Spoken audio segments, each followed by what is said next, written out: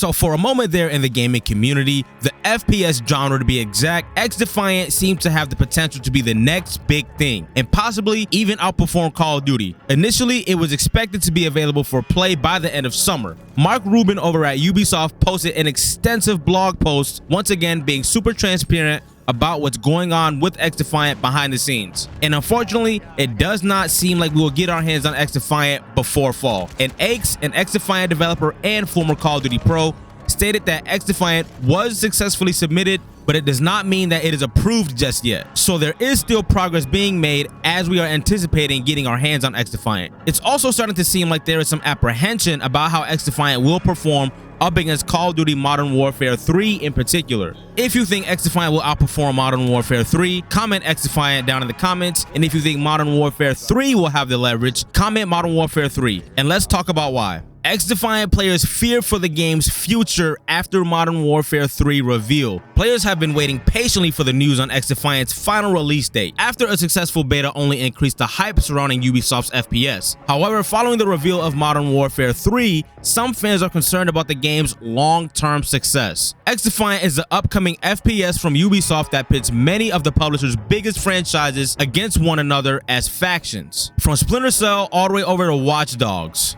The arena shooter enjoyed a successful beta period, and fans are eagerly awaiting the full release. Since it was first revealed, XDefiant has been seen as a direct rival to Call of Duty, as it looks to address a number of issues that Call of Duty fans have raised in recent years, such as rank play at launch and no skill-based matchmaking in public matches. However, as fans continue to wait for details on XDefiant's launch date, the reveal of Modern Warfare 3 has some concern about how the game will perform. Ubisoft's upcoming title appealed to many players since the Call of Duty community was disappointed with both Vanguard and Modern Warfare 2. But this year's sequel, Modern Warfare 3, is bringing back a ton of fan favorite features and classic maps. So I can't help but think the reason why it seems like Call of Duty is trying to get their shit together as far as listening to the community is because of XDefiant.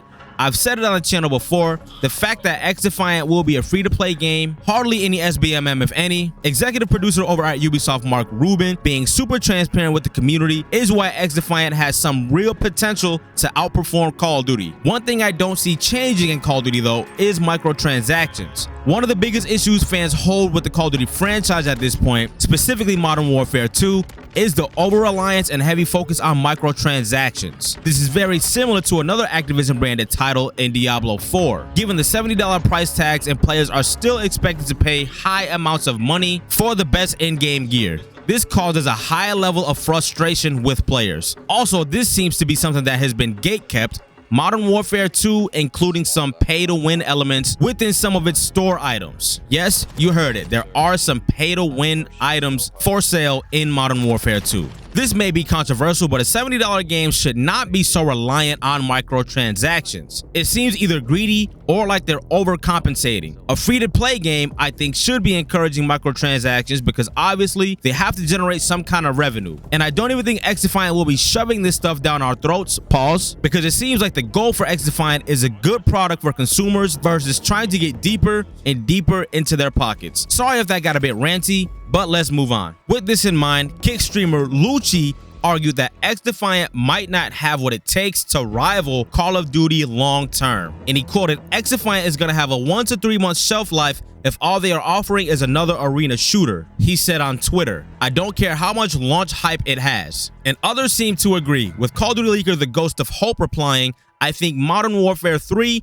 is doing enough to keep a lot of people's eyes off of XDefiant. In fact, the people who were all on it originally are all now on the Modern Warfare 3 train instead." Meanwhile, some players admitted that the reveal of Modern Warfare 3 has made them less likely to try XDefiant when it launches. "I was so damn hyped for XDefiant, but now I'm seeing Modern Warfare 3 is offering almost everything I've wanted. I don't have a reason to play XDefiant when Modern Warfare 3 drops," said one fan. A number of replies also felt that the game would have benefited from being released earlier and distancing itself from Modern Warfare 3, while some argued XDefiant scratches the itch but doesn't fill the void of a Call of Duty game. While there is no official release date for XDefiant, the game is still due to arrive before the end of 2023. Only time will tell how it performs once players finally have their hands on it, as the fact that Ubisoft is making a free-to-play game could convince players to switch. So at this point, I do think XDefiant will have a bit of a hard time competing with Call of Duty Modern Warfare 3.